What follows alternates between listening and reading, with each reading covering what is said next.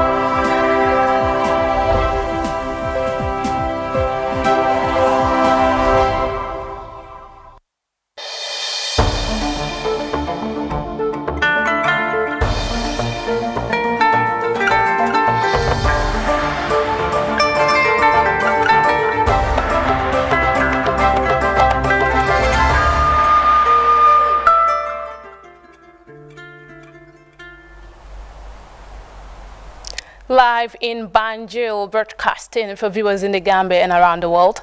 This is Judges News at 2000 hours. In the headlines, His Excellency President Adam Barrow grants audience to over 600 imams and religious scholars at the State House. Heavy torrential rains batter inner city Gambia, with residents struggling to keep their homes from inundation. The 55th UK Jalsa Salana finally wrapped up on Sunday with a resounding message of tolerance and peace from worldwide heads of the Ahmadiyya Muslim community. In sports, the Tokyo 2020 Olympic Games concluded on Sunday with a scaled-back closing ceremony in a near-empty Olympic stadium. Away from home, the Taliban make fresh territorial gains in Afghanistan after seizing Kunduz, the third provincial capital, to fall in 3 days. Elsewhere, wildfire approached the Greek capital Athens, with thousands of people forced to evacuate on Saturday, some escaping by boat. Well, viewers, details of that and much more coming ahead in the news this day.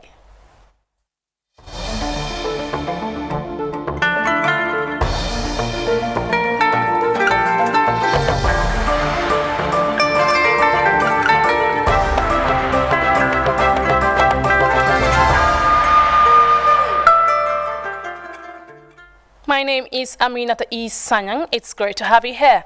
We begin with the president, who has granted audience to over 600 imams and religious scholars at the State House on Saturday. The delegation was at the presidency to hold talks with the Gambian leader and pray for the president, his government, and the people of the country. President Barrow used the occasion to call for religious tolerance among scholars and imams. Well, heavy torrential rains battered inner city Gambia on Sunday as August brings unprecedented waters that look to make this year's rainy season one of the wettest in many years. Residents, especially those living in swampy territory and communities lacking proper drains, face the worst of unstopping showers as families struggle to keep their homes from inundation. Weather forecasts are predicting more rain in August, which generally takes the country through midsummer, but But this year's late showers mean more unremitting downpours could define the entire month, with the rains picking up the steam at the very beginning of August. And now the UK 55th UK Salana finally wrapped up on Sunday with a resounding message of tolerance and peace from worldwide heads of the Ahmadiyya Muslim community. This year's three-day event marks the first convention since the start of the global pandemic, which led to its cancellation last year. Babasila has more. Jalsa Salana Convention finally came to a close on Sunday, with multiple faith-inspiring addresses touching on various topics, including tolerance, global peace, and understanding, as well as the superior teaching of the Holy Quran. The day's discourse also featured presentation on the exclusive unity of God and the crucial role of Caliphate in Islam. One of the key elements of Jalsa Salana is the Bayat, the Islamic pledge of allegiance at the hand of the Caliph. Participants were treated to this beautiful tradition via a documentary exploring the merits and importance of the age-old tradition. Allah had given the promised Messiah alayhi salam the task of teaching the Holy Quran and its wisdom. He announced to the world that whenever Islam is confronted with any new challenge or contemporary issue, the sharp and effective instrument that is immediately at hand is the Holy Quran. Convened amid global pandemic disrupting communities around the world, attendance at the 2021 Jalsa Salana were teeming with emotion and gratitude at being able to attend the scaled-down event, which could only accommodate 4,000 participants. Azur's guidance is so essential that we are very much fortunate and we are happy. So on behalf of Ahmadiyya Muslim Jamaat, we say great and glad success to the Jalsa. The culmination of the incredible spiritual weekend was the keynote address from His Holiness Hadrat Miraj Mazud Ahmed, who reminded Muslims of the unique bonds of kinship they share.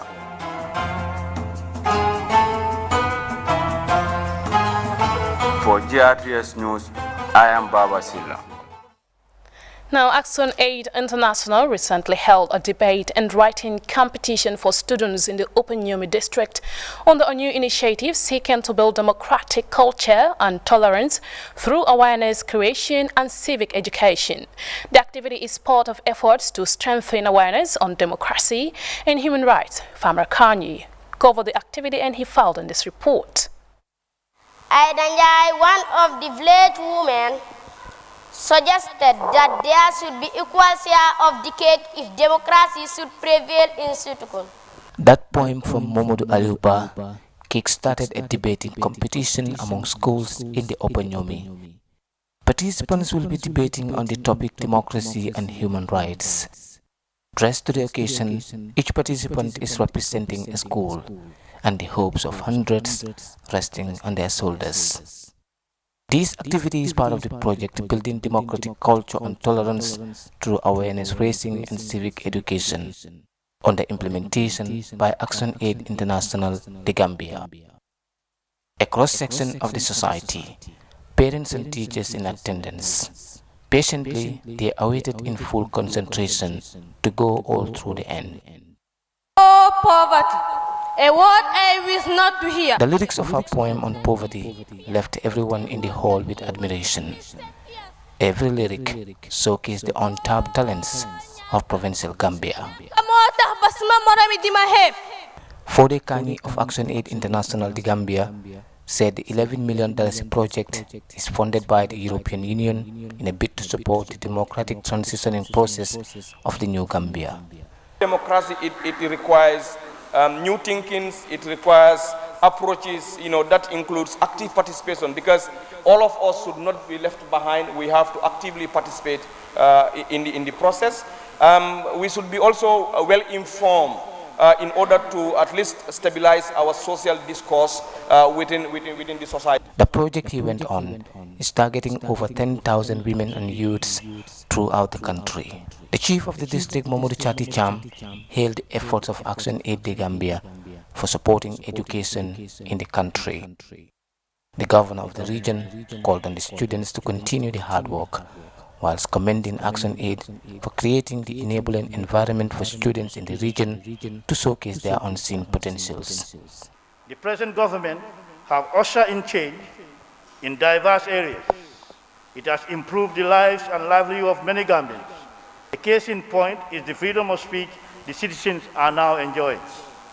The government is also committed to the respect of the rule of law, human rights, women and youth empowerment, infrastructural developments like the Hakalang Road, among other things. Mamadou Cham, the Regional Education Director, said the activity will prepare students to become good public speakers in the future. Raising awareness and civic education on democracy and human rights will strengthen students' skills and capabilities in writing and public speaking. And also, there will be for them to understand and recognize their civic and political rights. Over the years, the project have trained many women on human rights and democracy, trained local authorities, and also held many sensitizations at communities, both in the urban and rural areas. For the news, I am Famara Kanye. Fofana's Alumni Foundation for Academic Excellence has on Saturday organized a symposium in Serekunda. The aim of the program is to raise awareness about the challenges faced by the academy. Aissatou Jatta Gassama tells us more. The day-long symposium organized by Fofana's Alumni Foundation is meant to pay homage to the teachers who have transformed the lives of many in and outside the Gambia. Ansumana Kamara, a lecturer, gave participants an overview of the study center. And very honestly, the whole thing started, there was no fee attached. It was free. Mr. Fofana was giving his service. He would teach round the clock. Behold, at some point, we felt that, yes, the service is really very good, and people have shown appreciation. Let's see what we can do to improve on the conditions in which these students come to learn. The study center became known nationwide without one advertisement. And we said, let's make an ideal atmosphere for our students. What do?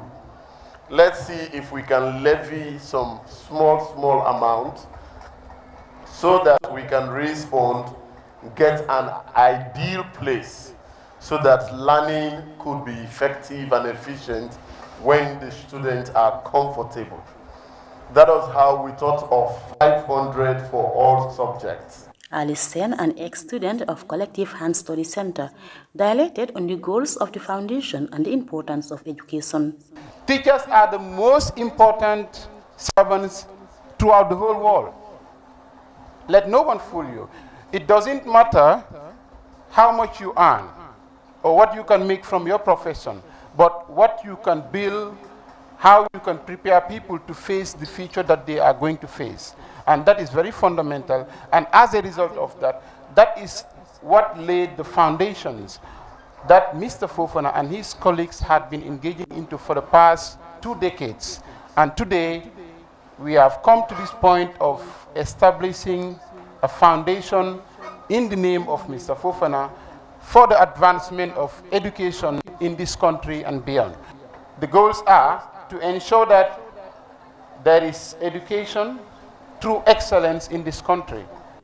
The managing director of the Manu Property Company Limited, Sampa Kamara, delved into the topic, instilling a positive mindset for quality and sustainable education. I came here purposely today. There's something dead in your system that I want to give life again. Everybody in this house is created with greatness. We didn't come here by mistake. Everybody come here for the purpose. We are born with a purpose. But most of in this generation, most of the purpose in life dies at a young age. It depends on parents or the environment you're in. For instance, if you have a son, he said, I want to be a carpenter. What? I say to school, you want to be a carpenter? But that's what he wants. And he be a carpenter, he'll be a great carpenter. But no, not everybody supposed to go to school. There's in us that we killed that I want you to say, no, let it live again. Believe in yourself. Whatever you think, you can do it. Easy, it's not easy. Don't even think about easy. Life is tough. Life is very, very tough. And we Gambians, we're always on the comfort zone. You see somebody in the house of their fathers from age 1 to 35. He's still in your mother's house. It's wrong. Mbemba Jiba Jr., Principal Coordinator of the Foundation, underscored the significance of the Teacher Symposium. Fofanas Alumni Foundation for Academic Excellence was established to reciprocate the efforts and works of teachers in national development. The prestigious platform harnesses students from various high schools within the country to promote excellence in their academic quest. For the news, I am Aissatou Jata Gassama. Well, we will take our first break now. When we return, we will look at sports news this day. In a country always thirsty for more, a team of superheroes with special powers unite to redefine the way we are connected. Big Barbaram Vegas steps up your communication with the TOK service, giving you 1,000 minutes of talk time to one special person for $150 is only, valid for 1 month. Enjoy your talk time. Type SUB and send by SMS to 135 to activate the TOK service. AfriCell got office with the power to change the world. AfriCell is setting trends once again. I'm sure you still love WhatsApp, Facebook, Instagram, Twitter, Snapchat, and Viber. Your favorite GSM operator, AfriCell, knows this. That's why you can now enjoy more at the same price. Activate the social media bundle and be online for 24 hours for $10 is only. Hello! Activate the social media bundle for $10 is only and receive 40 megabytes. Where AfriCell goes, nobody dares to follow.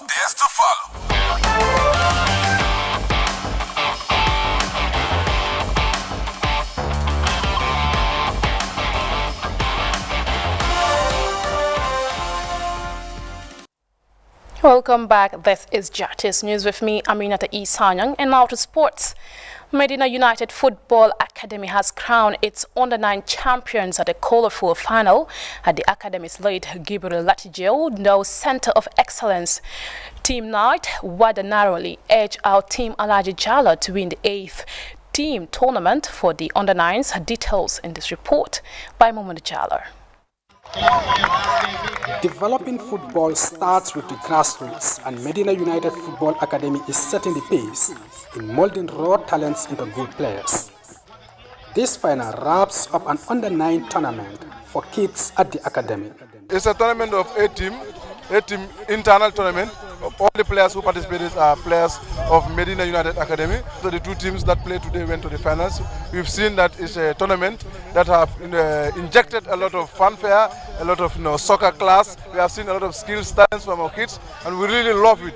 The most important thing is parents are gracing it every time we play, and the management is spending quality time, making sure that things are done the right way. The third place playoff between Team Basiru Rahia and Team Laimbo was the first of 2 exciting games played at the late Gabriel Latijeo Center of Excellence.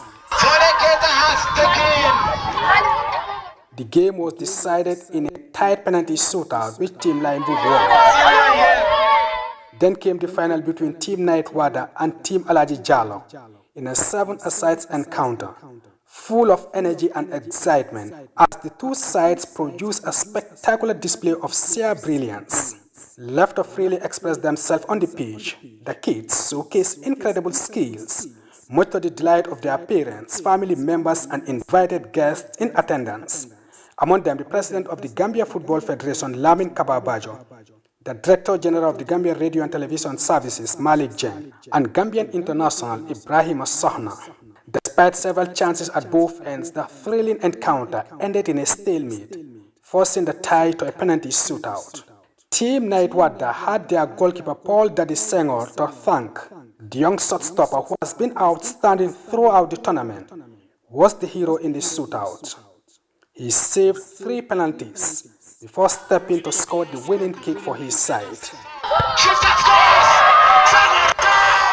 Medals were presented to the 3 best teams, and some of the players went home with individual accolades for their outstanding performance, capping off a memorable tournament for these kids who are already dreaming big. I want to be a great footballer in the future and be a good defender, to be saving goals for my team, for our team also to go forward. I want to play for the Scorpions.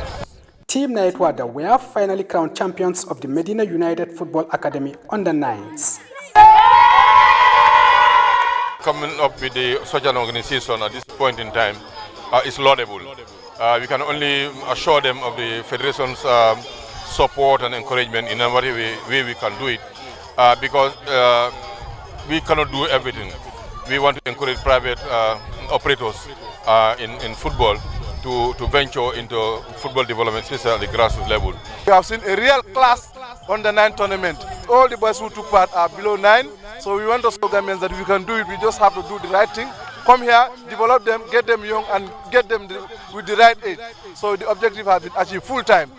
Medina United Football Academy is an ambitious grassroots football development project, providing football training to 200 players from the under-9 to the under-17 levels at no cost. It's a grassroots program and we hope to build on it, and we put a lot of premium on academics. If you do not maintain a good grade point average in school, you cannot be part of this academy. Like during the summer, we have summer school, we have field trips. By the way, all of our coaches are teachers in various schools in this area. For these kids, nothing beats the feeling of winning. They might have a long footballing journey ahead, but molding them from this tender age with the right coaching is a sure way of actualizing their dreams to play professional football. Mohamed Jallo, GRSROOTS Sports. Well, quite fascinating there. Now, the Tokyo 2020 Olympic Games finally came to a close on Sunday with a scaled-back closing ceremony in a near-empty Olympic Stadium. The 16-day event was held under strict COVID-19 restrictions in Japan, which has succeeded in hosting one of the biggest global sporting events, albeit without fans. Closing festivities began early on Sunday after the Japanese flag was raised at the 68,000-seat venue, where fans were barred to contain the spread of the virus. The Tokyo Games is the first Olympics to be postponed and took place in a year later in stadiums where spectators are largely banned by authorities. Team USA went home with the most gold, but Africa also saw great performances in athletics, where several countries, including Kenya, made away with multiple accolades, including a historic triumph by gold medalist Eliud Kipchoge, which leads to victory to win the Olympic marathon race for the second time. The next games are set to be hosted by Paris, which is preparing for the 2024 Olympics with several landmark projects. Well, this is GRSROOTS News. We will go with our second break. When we return, we look at international news.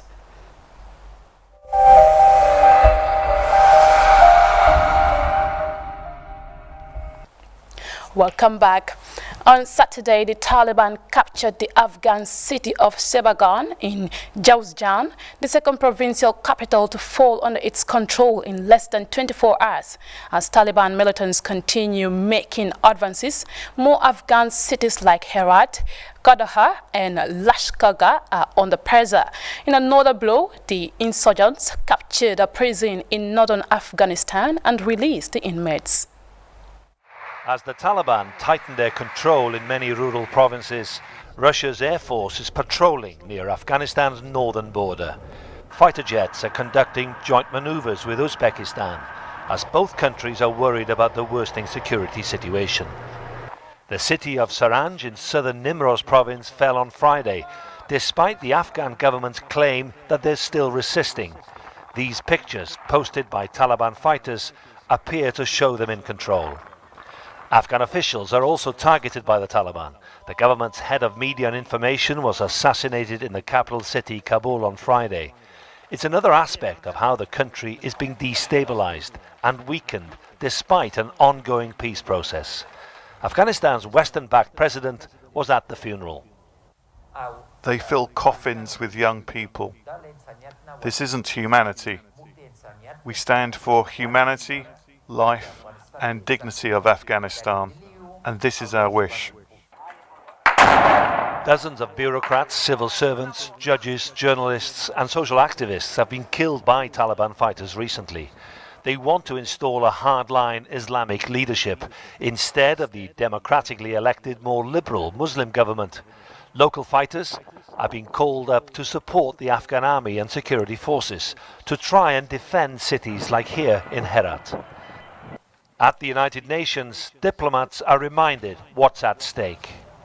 You cannot terrorize the population on the one hand, unleash a massive attack on cities, and then go to Doha and talk about peace on the other hand. Hundreds of travellers are stranded on the Pakistan-Afghan border after the Taliban grabbed control of the Spin Boltek crossing point near Kandahar last month. It's now closed for people and commercial traffic. In many other areas, thousands of families are displaced as more flee Taliban attacks. Makeshift camps are home to almost 350,000 Afghans, refugees in their own country as the fighting intensifies. Yoloab David, CGTN. Well, live from Banjul, this is Justice News at 2000 hours with me, Aminata Isanyang. A quick look at our top stories before we take leave of you. His Excellency President Barrow has granted audience to over 600 imams and religious scholars at the State House. The UK 55th Jalsa Salana finally wrapped up on Sunday with a resounding message of tolerance and peace from worldwide heads of the Ahmadiyya Muslim community. Heavy torrential rains battered inner city Gambia, with residents struggling to keep their homes from inundation. In sports, the Tokyo 2020 Olympic Games concluded on Sunday with a scaled-back closing ceremony in a near-empty Olympic Stadium. Away from home, the Taliban is making fresh territorial gains in Afghanistan after seizing Kunduz, the third provincial capital to fall in 3 days. Elsewhere, wildfire are fast approaching the Greek capital, Athens, with thousands of people forced to evacuate on Saturday, some escaping by boat. Well, viewers, that does it for the news. Thanks for watching, and do stay with GRTS and enjoy the rest of our programs. I will be back at 2200 hours to bring you more news and update. Do follow the COVID-19 restrictions. Stay safe.